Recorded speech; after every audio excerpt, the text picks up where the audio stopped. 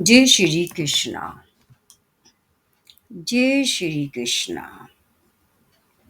आप सुन रहे हैं गीता वाहिनी का 8वां अध्याय। बोलो सत्य साईं बाबा जी की जय। अवतारों के लिए पूर्व जन्म के अच्छे व बुरे ऐसे कर्म संचय नहीं होते जिनका फल उन्हें साधारण मरण धर्मों मनुष्य की तरह इस जन्म में भोगना पड़े। उनके लिए तो जन्म धारण करना एक लीला है। सज्जनों की सज्जनता और दुर्जनों के दुष्कर्म भगवान के अवतार का कारण होते हैं।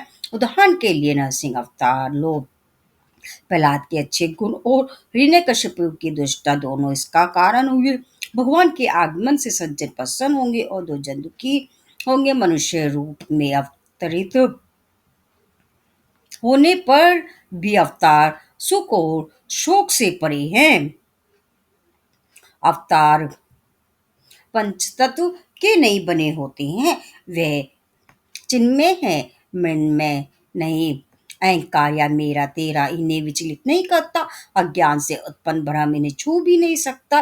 अवतार को मनुष्य मानव समझने की भूल कर सकता है, लेकिन इससे अवतार की देवी प्रकृति पर इसका कोई प्रभाव नहीं पड़ता। वह जिस कार्य के लिए अवतरित होता है वह पूर्ण होता ही है। यह कार्य है क्या है, मैं तुम्हें बतलाता हूँ।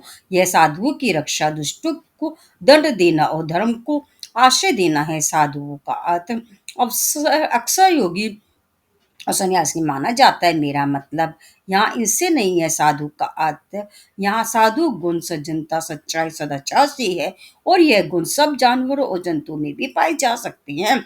वास्तव में सतगुण को बढ़ाना साधु के पोषण का श्रेष्ठ तरीका है। अवतार इस पवित्र गुण का साकार रूप है, इसीलिए जहां भी ऐसा गुण दिखता है इसका वह पोषण करता है। सन्यासी इसे ये पाने की चेष्टा करते हैं, इसीलिए उन्हें साधु कहा जाता है। उन पर भगवान की विशिष्ट कृपा दृष्टि भी रहती है, लेकिन सिर्फ वही साधु नहीं है, वे सब जो सतशील, सत्य का पालन करने वाले और जो सर्वेश्वर की सानिध्य के लिए उत्कंठित है, धर्म पालन करने वाले और सभी जनों का सम्मान समझने वाले हैं। सभी साधु हैं। जानवरों और पक्षियों में भी विशिष्ट गुण पाए जाते हैं। रामायण में इन्हीं गुणों के कारण जटायु की रक्षा हुई। इन्हीं कारणों से एक गजेंद्र को आशीर्वाद प्राप्त हुए। इसी कारण गिलहरी तक को आशीर्वाद मिला। गले में माला, भगवा वस्त्र और दंड हाथ में धारण करने से कोई साधु नहीं बन जाता। वस्त्रों से या भाषा से साधु या साधु निश्चित नहीं होता। यह निर्णय तो गुण करते हैं। अच्छे बनने की संभावना सब पशुओं में भी है, इसीलिए सभी की सज्जनता का पोषण इस संसार की भलाई का पोषण है। अब दोनों की सजा के बारे में प्रत्येक वशवा पशुगण जो अपनी निर्धारित मर्यादा की सीमा का उल्लंघन करते हैं, जो अकर्म घूमते हैं, उन्हें सजा देनी ही होगी।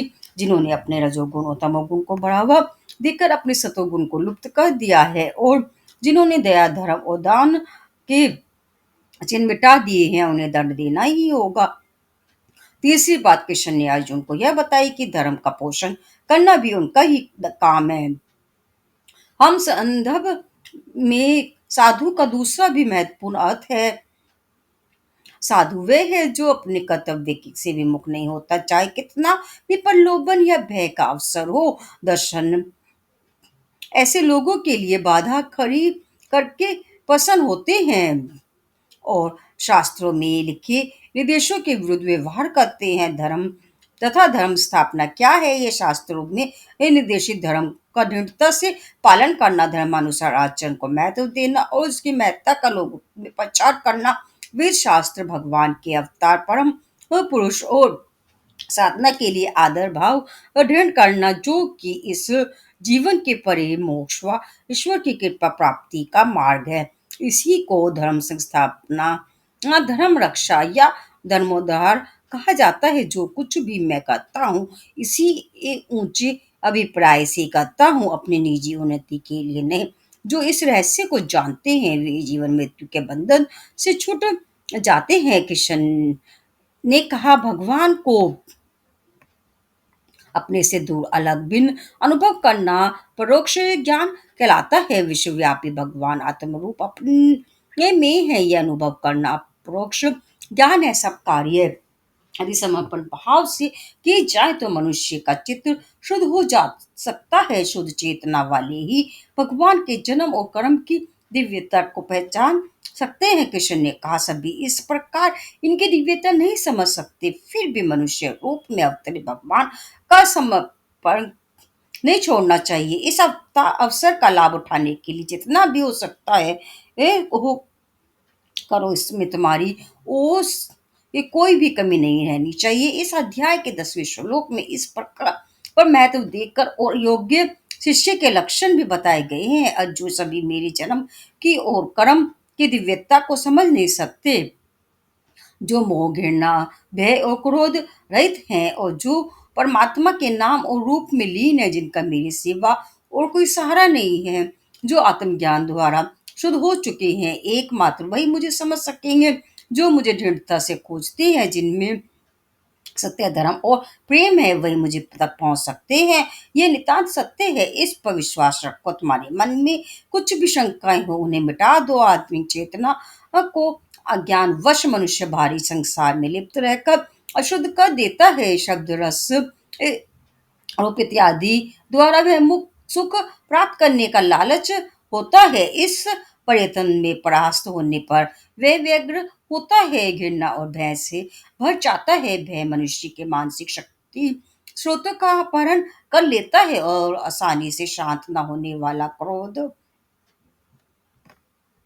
उत्पन्न हो सक जाता है। इस प्रकार इच्छा, क्रोध और भय एक के बाद एक उठते रहते हैं और इन्हीं तीनों को मिटाना आवश्यक है। अर्जुन, इन तथ्यों पर मन में विचार करो, फिर कार्य करो। विवेक बुद्धि युक्त बनो, मेरे शब्दों में विश्वास रखो। यह सब सुनकर अर्जुन ने पूछा, नंद कुमार, ऐसी पवित्र और उन्नत स्थिति सभी लोगों को क्यों नहीं देते? स्वयं को अपने परमेश्वर रूप और दया में घोषित किया है, फिर यह पक्षपात क्यों? मुझे तो यह पक्षपात ही लगता है कि ज्ञानी को तो आप श्रेष्ठ स्थिति देते हैं और अज्ञानी को नहीं।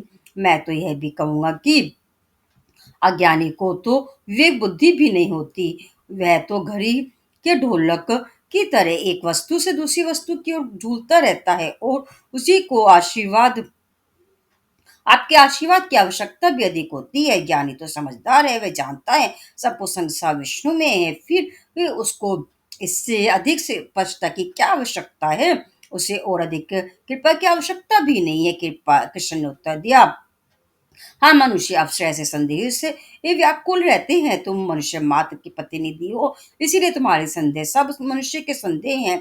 तुम्हारे संदेह को मिटाकर मैं मनुष्य जाति को अपना संदेश प्रदान कर सकता हूँ। सुनो, जो मुझे प्राप्त करना चाहते हैं वे 4 प्रकार के होते हैं। प्रथम, जो शारीरिक दुर्बलता और रोगों से क्षीण है, वे आत हैं। दूसरे, जो समृद्धि, सत्ता, अपना स्वार्थ, संपत्ति इत्यादि के संघर्ष से चिंतित हैं, वह अर्थी हैं। तीसरा, आत्म साक्षात्कार की लालसा से शास्त्रों व पवित्र ग्रंथों को पढ़ता है, सर्वदा पवित्र साधकों के साथ रहता है, संतों द्वारा निर्देशित नियमों का पालन करता है और हमेशा भगवान की सानिध्य की उत्कंठा से प्रेरित है, वह जिज्ञासु कहलाता है। चौथा, ज्ञानी है, वह सद्भ्रम तत्व में डूबा रहता है। प्रथम, जो आत है, वे कष्ट, शोक और पीड़ित दर्द होने पर भगवान की पूजा करता है। मैं उसकी प्रार्थना सुनकर उसकी उस इच्छा की पूर्ति करता हूँ जिस निमेश शोक या दुख दूर करने के लिए प्रार्थना की गई थी। इसी प्रकार जब अर्थ, शक्ति, धन, सत्ता, मान या श्रेष्ठ पद के लिए याचना करता है तो मैं उसकी भी प्रार्थना सुनकर जो विशिष्ट वस्तु चाहता है वही देता हूँ। जिज्ञासु का मार्ग प्रदर्शन के लिए योग्य गुण देकर निष्काम कर्म करने का अवसर देता हूँ। वह आत्मा की भिन्नता को परखने वाली त्रिबुद्धि प्रदान करता हूँ। इस प्रकार उसे लक्ष्य प्राप्ति में सहायता मिलती है। मेरी कृपा उसे विधवों से बचा कर एकाग्रता पूर्वक मोक्ष के लक्ष्य पर अग्रसर करती है। मैं कल्प वृक्ष की तरह पति को उसकी इच्छित वस्तु देता हूँ। मैं पक्षपात नहीं करता, क्रूरता की छाया भी मुझे छू नहीं सकती। किसी अशुद्धि का दोषारोपण मुझ पर नहीं हो सकता। सूर्य की किरणें उनके पक्ष पर आने वाली प्रत्येक वस्तु पर बराबर पड़ती है, लेकिन यदि कोई वस्तु किसी की आड़ में हो, जैसे कि बंद कमरे में हो, उसे वह प्रकाशित कैसे कर सकेगी? श्रेष्ठ इच्छाओं की आदत डालने से तुम श्रेष्ठ स्थिति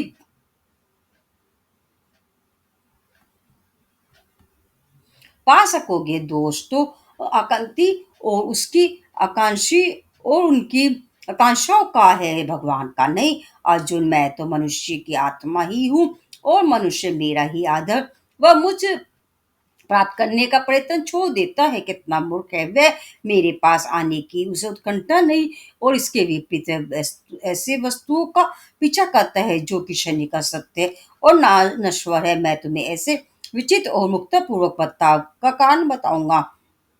कर्मोपासना तुरंत फल देती है। मनुष्य उसी की प्राप्ति चाहता है जो जहाँ यहाँ भी अभी एकदम प्रत्यक्ष रूप में मिले और जिसे उनकी इंद्रिया समझ सके। मनुष्य साधारणतया सत्य की प्राप्ति कठिन समझता है, इसीलिए इंद्रियों से परे जो पूर्ण परम सुख है उसे छोड़कर वह सारी सुखों के आकर्षण में ये बह जाता है। ज्ञान की प्राप्ति ही ये आंतरिक विजय है। बड़े लंबे और दुष्कर संघर्ष के पश्चात यह प्राप्त होती है। इसके लिए आवश्यक धीरज मनुष्य में साधारणतया नहीं होता है। इसके अलावा वे भौतिक शरीर को ही अधिक महत्व देते हैं। शरीर तो इंद्रियों को सुख देने वाली वस्तुओं से ही प्रसन्न हो सकता है। इसलिए मनुष्य ऐसे ज्ञान नहीं चाहता जो उसे ऐसे मार्ग पर जहाँ इंद्रिया व्यर्थ हो जावे भेजता है। वह तो कर्म सिद्धि चाहता है, ज्ञान सिद्धि नहीं। बौद्धिक उत्कंठा की जकड़ में इतने लोग नहीं जितने इनकी इंद्रियों और उनके आवेशों की लपेट में है। जो इंद्रिय सुखों के अधीन है वे प्रत्येक स्पष्ट स्पर्शनीय भौतिक सुखों की ओर आकर्षित होते हैं। बहुत कम संख्या में आध्यात्मिक प्रवृत्ति वाले हैं जो विश्वव्यापी अगोचर अदृश्य पूर्ण शुद्ध परमानंद में लीन होने की आकांक्षा करते हैं और उन इनका ही मार्ग सही है।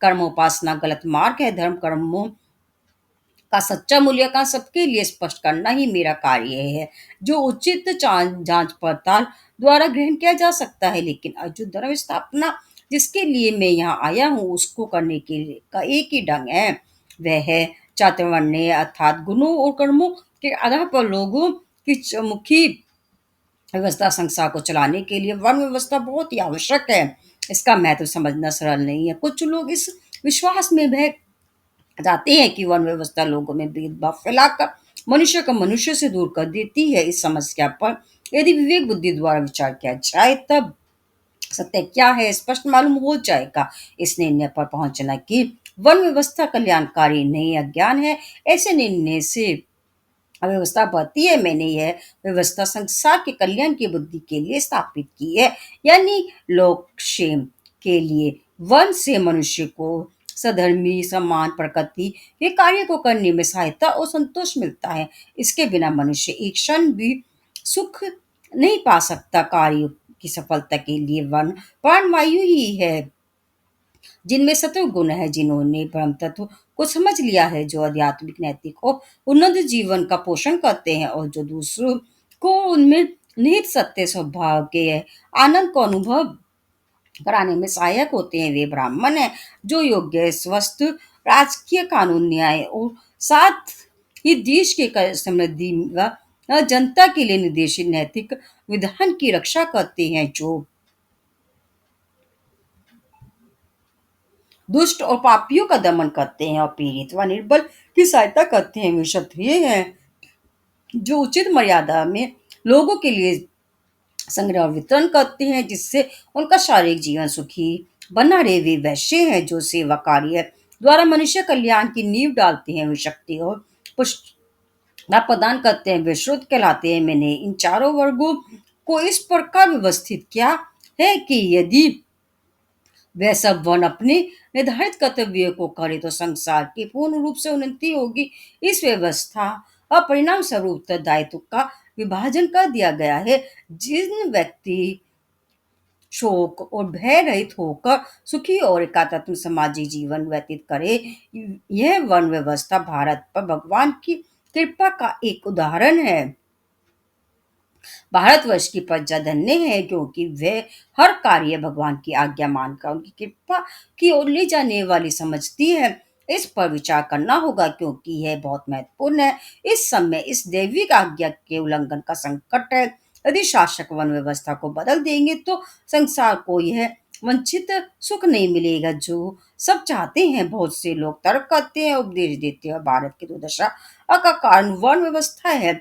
लेकिन इन लोगों को क्षण भर शांति से बैठकर निम्नलिखित प्रश्नों पर ध्यान देना होगा। क्या इसी व्यवस्था के कारण हमारा देश अभी तक जीवित है?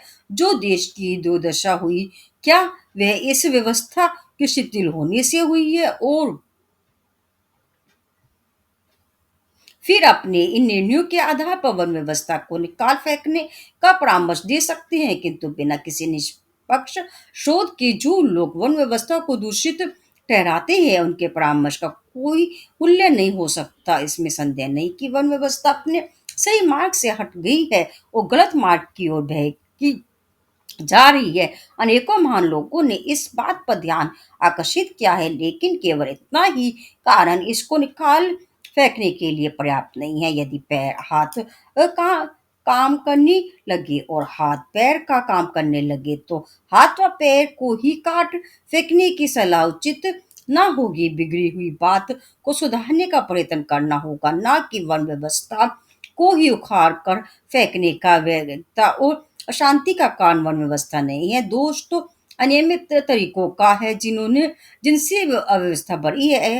हर प्रकार के लोगों के हाथ का खिलौना बनने के ही कारण इसकी मौलिक व्यवस्था और शांति खो गई है। विदेशों में भी यह व्यवस्था है, नाम दूसरे ये हो सकते हैं लेकिन कार्य प्रणाली एक ही है। वहां भी चार विभाग है, शिक्षक वर्ग, रक्षक वर्ग, वाणिज्य वर्ग और श्रमिक वर्ग। लेकिन भारत में जन्म से वर्ण जाना जाता है, संसार के दूसरे भागों में कर्म से जो जिस कार्य को करता है उससे माना जाता है। इतना ही अंतर है। आदर्शों से प्रेरित है जिनकी श्रेष्ठ आध्यात्मिक आकांक्षाएं हैं और जो मन की शुद्धता द्वारा सिद्ध चाहते हैं। ऐसे कुछ संभावना मात्र से ही वन व्यवस्था को मानव समाज के लिए निरर्थक बताना उचित नहीं है। यह था गीता वाहिनी का अध्याय 8। बोलो जय श्री कृष्णा, जय राधे कृष्णा, सत्य साईं बाबा जी की जय हो।